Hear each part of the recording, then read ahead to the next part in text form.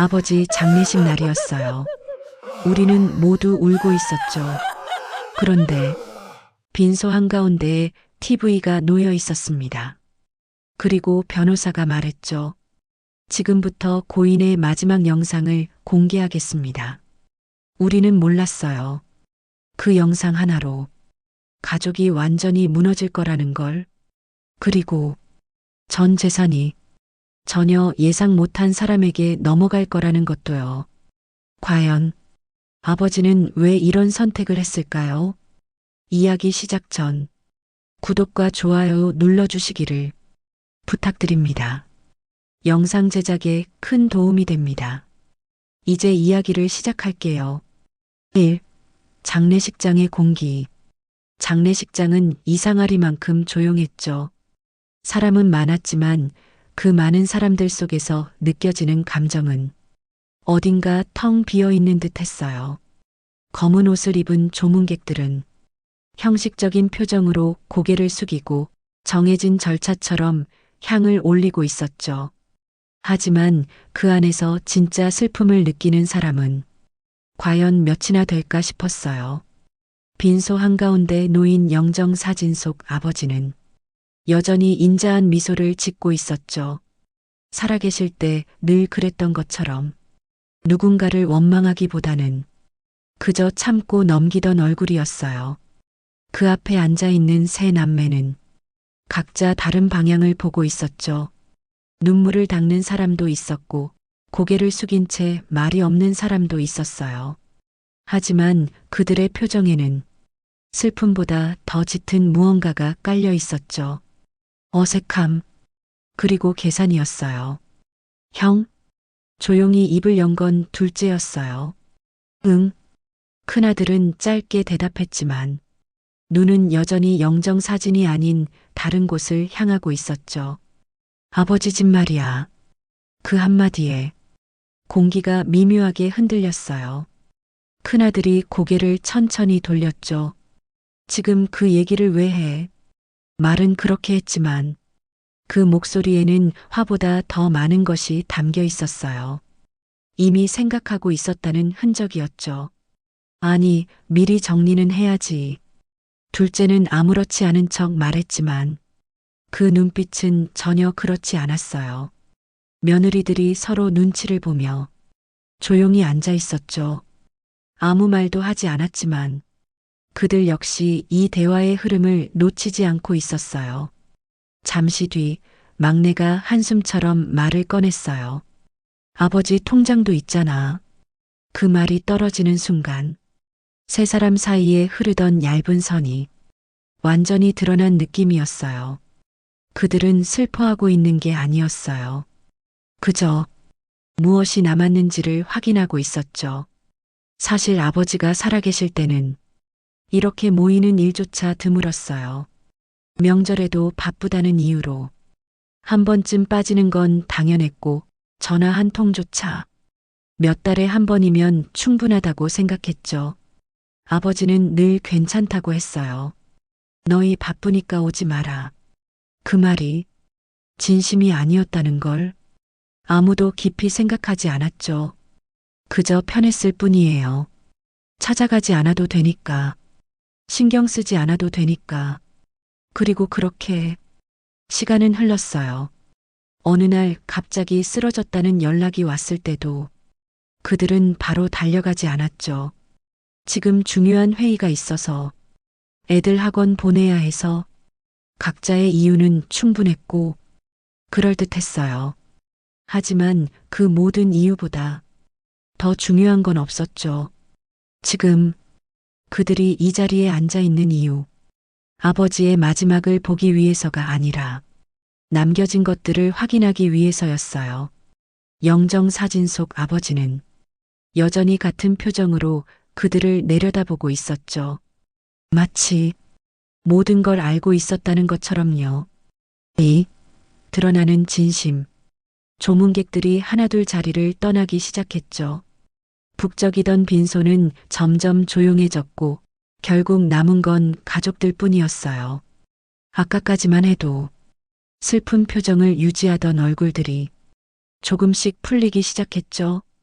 그 미묘한 변화는 말 한마디로 시작됐어요. 그래서 아버지 통장은 누가 관리했어? 둘째였어요.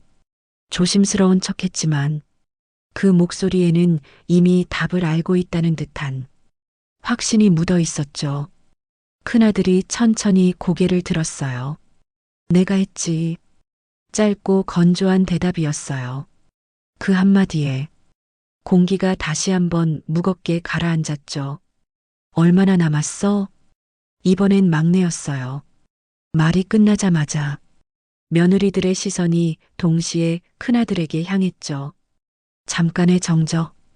그 짧은 순간 안에 서로를 향한 의심과 계산이 복잡하게 얽혀 있었어요. 큰아들은 한숨을 내쉬며 말했죠. 그걸 왜 지금 따져? 지금 아니면 언제 따지는데? 둘째가 바로 받아쳤어요.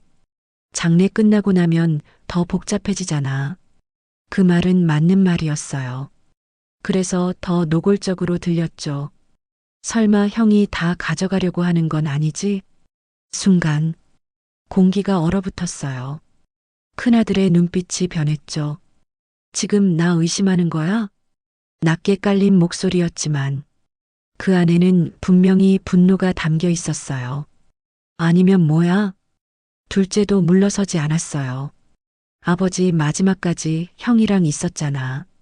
그 말은 단순한 사실이 아니라 의심을 던지는 말이었죠. 막내가 끼어들었어요. 나도 솔직히 궁금하긴 해. 이제는 완전히 드러났죠. 서로가 서로를 믿지 않는다는 사실이요. 며느리 중 한 명이 조심스럽게 입을 열었어요. 아버님 병원비도 꽤 들었다면서요. 그 말은 겉으로는 걱정처럼 들렸지만 실제로는 남은 돈이 얼마나 되는지를 확인하려는 말이었죠. 다른 며느리가 바로 이어받았어요. 근데 우리만 손해보는 거 아니죠? 그 말이 떨어지는 순간 큰아들이 자리에서 벌떡 일어났어요. 지금 뭐라는 거야?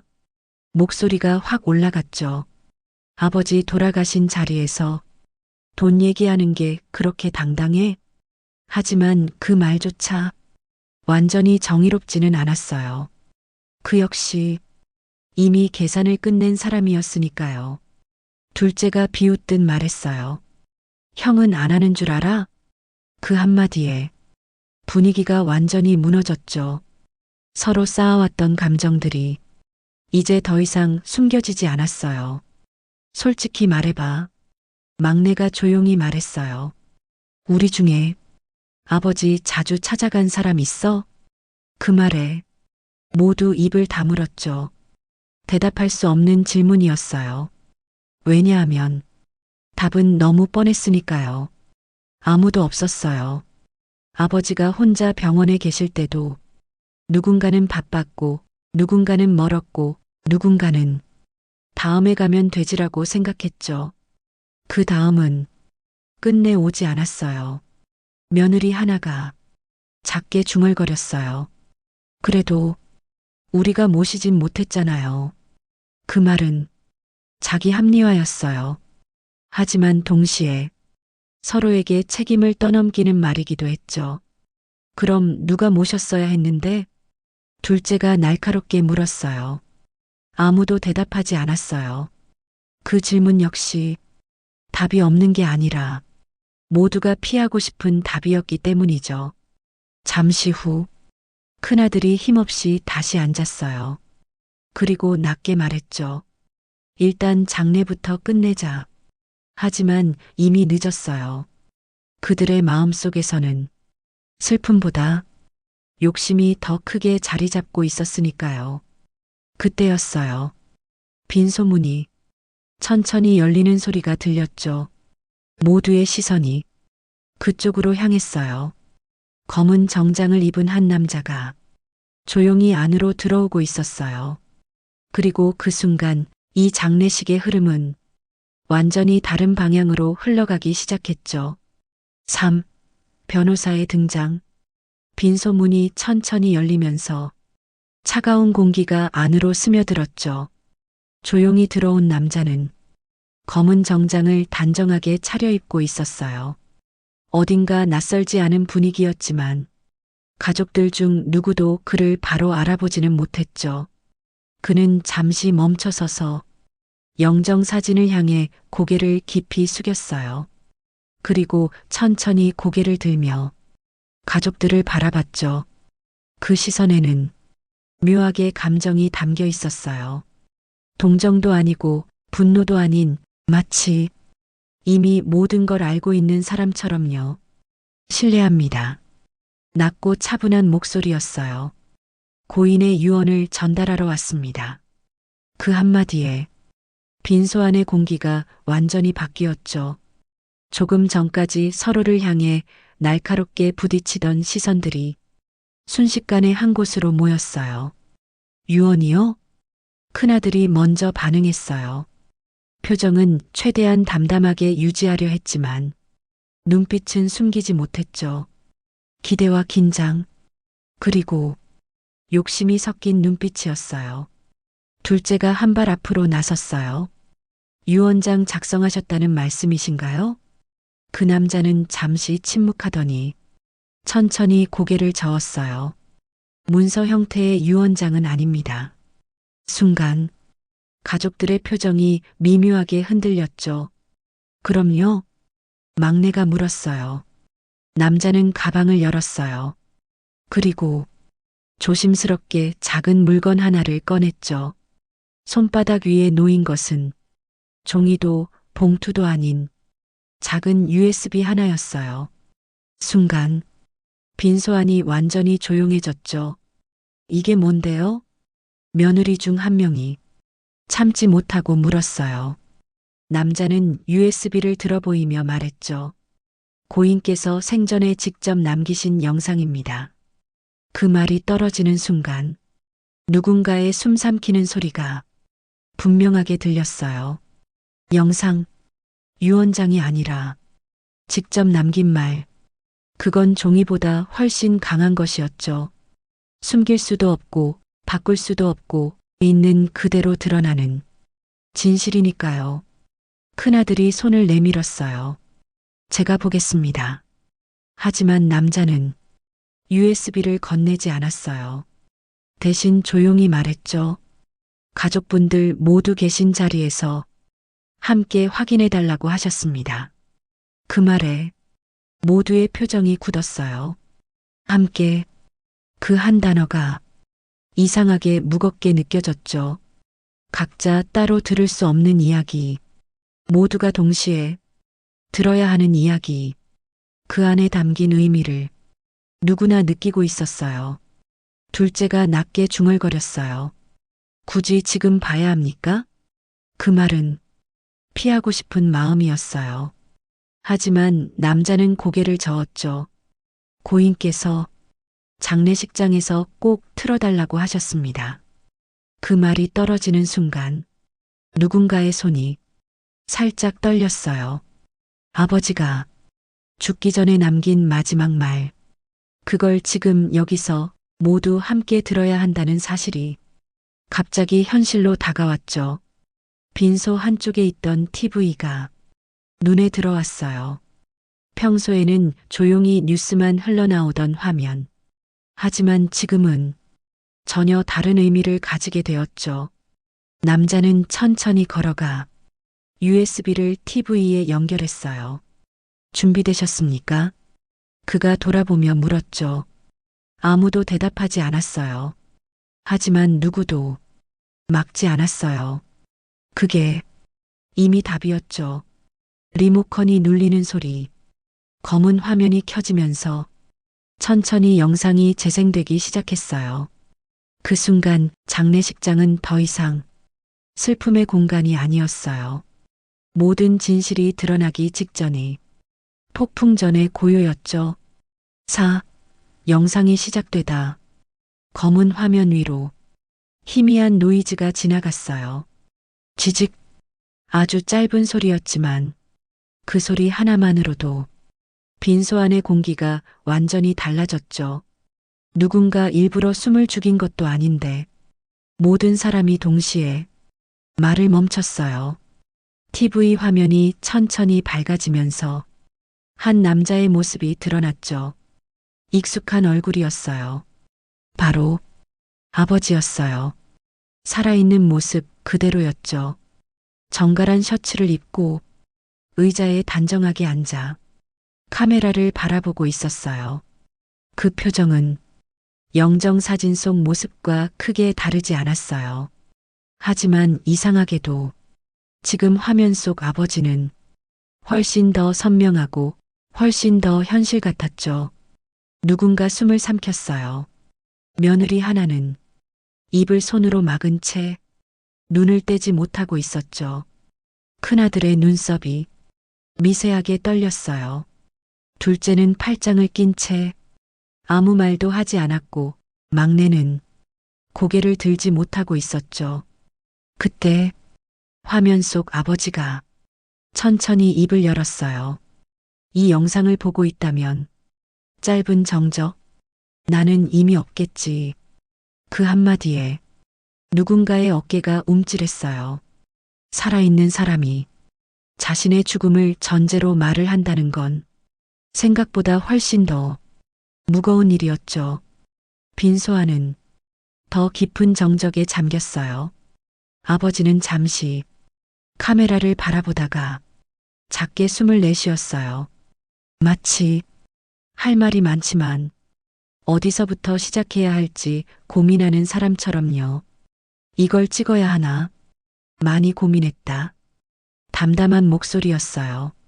하지만 그 안에는 쉽게 꺼내지 못했던 시간이 고스란히 담겨 있었죠. 그래도 말은 하고 가야겠더라. 그 말이 끝나자 화면 속 아버지의 눈빛이 조금 달라졌어요. 조금 더 깊어지고 조금 더 단단해졌죠. 그 변화는 화면을 보고 있는 가족들도 느끼고 있었어요. 이건 단순한 인사가 아니라는 걸, 그저 마지막 작별이 아니라는 걸, 무언가 더 중요한 이야기가 시작된다는 걸요. 아버지는 카메라를 향해 천천히 시선을 고정했어요. 마치 각자 한 명 한 명을 바라보는 것처럼요. 너희 셋 다. 그 말에 세 남매의 몸이 동시에 굳었어요. 잘 지냈냐? 너무 평범한 말이었죠. 하지만 그 한마디가 이상하게 가슴을 파고들었어요. 누구도 대답할 수 없었죠. 그 질문은 단순한 안부가 아니었으니까요. 정말 잘 살고 있었냐는 의미가 아니라 사람답게 살고 있었냐는 질문처럼 들렸으니까요. 아버지는 잠시 눈을 내리깔았다가 다시 고개를 들었어요. 그리고 아주 천천히 말했죠. 나는 다 알고 있었다. 그 순간 공기가 멈춘 것 같았어요. 누군가의 숨소리조차 들리지 않을 만큼 완벽한 정적이 흘렀죠.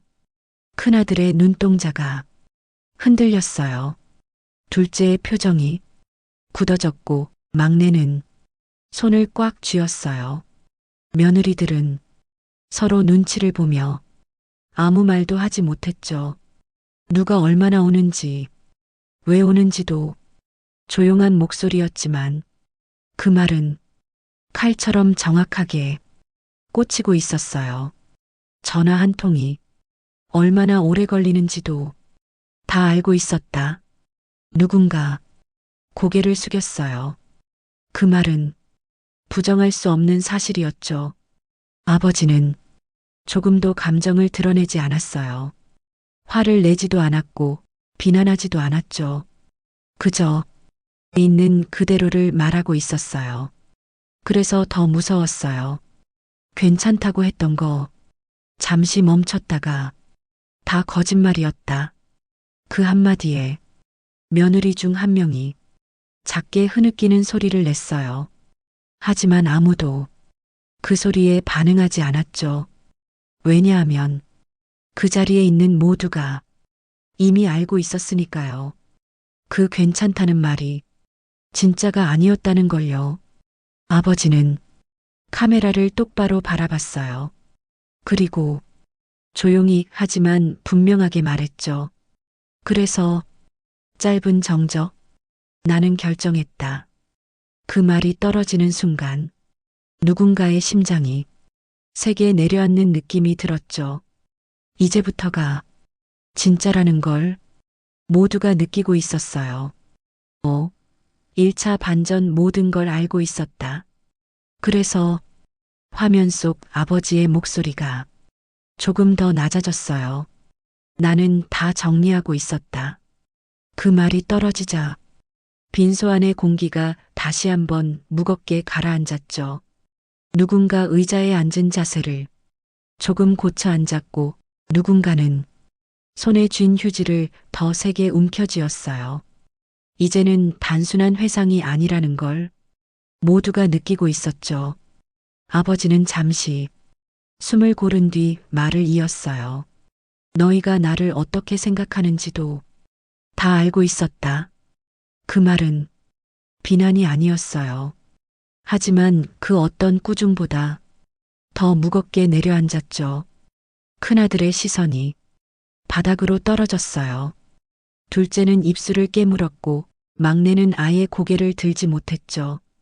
며느리들은 서로 눈을 마주치지 않으려 애쓰고 있었어요. 아버지는 괜찮겠지. 아버지가 누군가의 말을 따라하듯 말했어요. 혼자 계셔도 되겠지. 그 목소리는 평소 가족들이 했던 말을 그대로 옮겨놓은 듯 했죠. 이번 주는 바쁘니까 다음 주에 가야지. 그 말이 끝나는 순간 둘째의 눈동자가 크게 흔들렸어요. 분명히 자신이 했던 말이었기 때문이었죠. 전화는 나중에 해도 되겠지. 이번엔 막내였어요.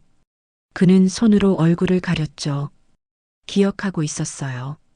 그 말들을, 그 순간들을, 그리고 그때는 아무렇지 않게 넘겼던 자신의 태도를요. 아버지는 천천히 고개를 끄덕였어요. 그래서 나는 잠시 멈췄다가 기다렸다. 짧은 말이었지만 그 안에는 긴 시간이 담겨 있었어요. 기다린다는 건 생각보다 쉬운 일이 아니죠. 특히 누군가를 믿고 기다린다는 건 더더욱요. 혹시라도 아버지가 조용히 말했어요. 진짜로 나를 보러 오는 날이 있을까봐. 그 말이 떨어지는 순간 며느리 한 명이 고개를 숙인 채 눈물을 떨어뜨렸어요. 하지만 아무도 그걸 위로하지 않았어요.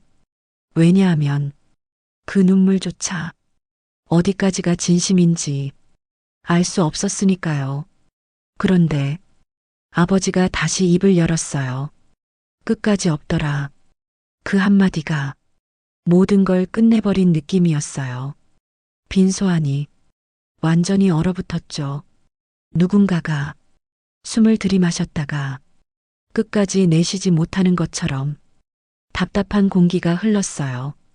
큰아들의 손등 위로 핏줄이 선명하게 올라왔어요.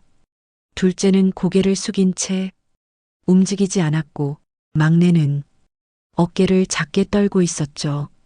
아버지는 여전히 담담했어요. 화를 내지도 않았고 억울함을 호소하지도 않았죠. 그저 사실을 말하고 있을 뿐이었어요. 그래서 더 아팠어요. 그래서 아버지가 다시 말했어요. 나는 생각을 바꿨다. 그 말에 모두의 시선이 다시 화면으로 올라갔죠. 이제는 피할 수 없다는 걸 알고 있었어요. 아버지는 카메라를 똑바로 바라보며 조금 더 또렷한 목소리로 말했어요. 가족이라고 해서 잠시 멈췄다가 다 같은 가족은 아니더라. 그 한 문장이 빈소 안을 완전히 무너뜨렸어요. 그건 단순한 말이 아니었어요. 관계에 대한 완전한 부정이었죠. 며느리 하나가 작게 중얼거렸어요. 아니야. 하지만 아무도 그 말을 받아주지 않았어요. 왜냐하면 그 말이 틀렸다는 걸 아무도 증명할 수 없었으니까요. 아버지는 마지막으로 한 번 더 입을 열었어요.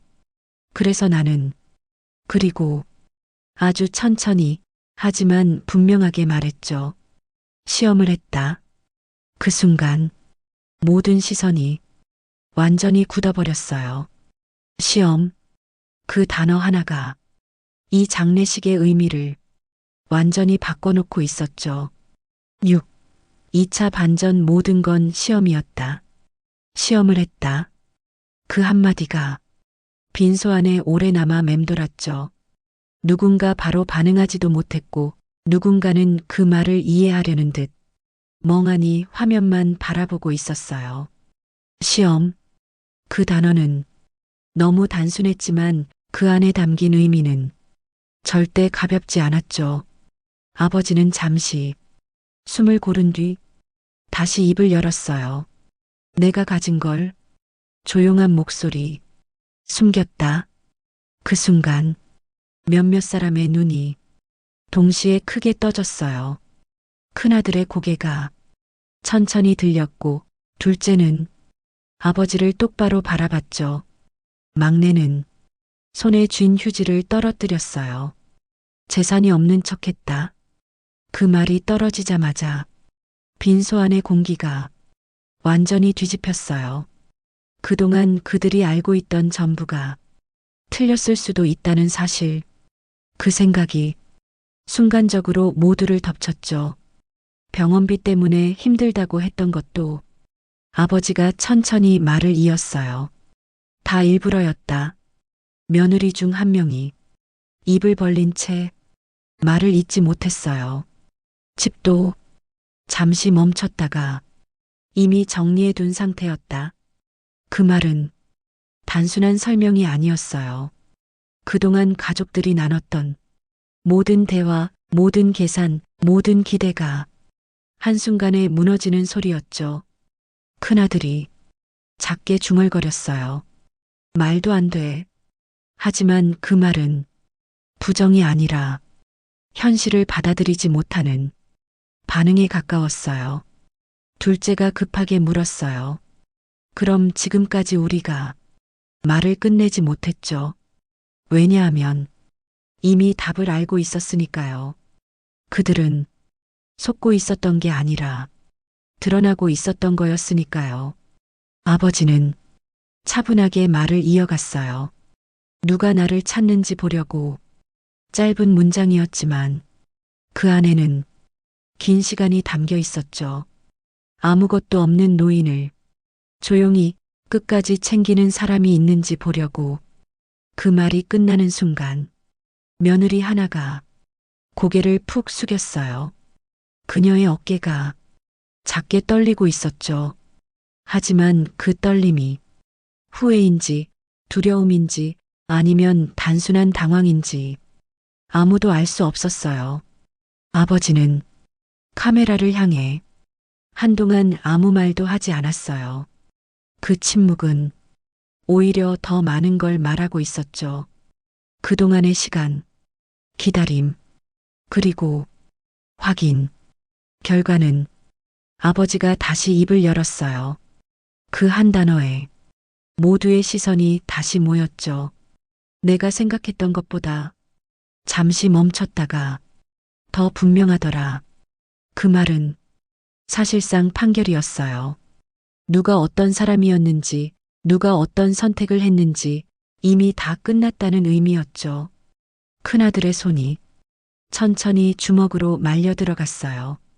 둘째는 아예 눈을 감아버렸고 막내는 눈물을 참지 못하고 있었죠. 하지만 그 어떤 반응도 이 상황을 되돌릴 수는 없었어요. 아버지는 마지막으로 조용히 말했어요. 그리고 조금 더 또렷한 목소리로 결정적인 말을 꺼냈죠.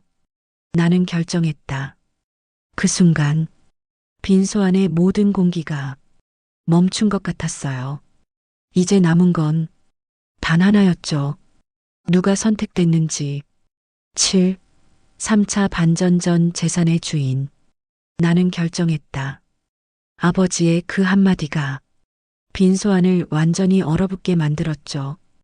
누군가 숨을 삼키는 소리가 이상할 정도로 크게 들렸어요. 이제 모든 건 이 다음 한 문장에 달려 있었어요. 누가 선택됐는지, 누가 마지막까지 남았는지. 아버지는 카메라를 똑바로 바라봤어요. 그 눈빛에는 더 이상 망설임이 없었죠. 이미 오래전에 결정을 끝낸 사람의 눈이었어요. 내 전 재산은. 그 말이 시작되자마자 큰아들의 몸이 미세하게 앞으로 기울었어요. 둘째는 입술을 꽉 깨물었고 막내는 손을 무릎 위에서 꽉 움켜쥐었죠.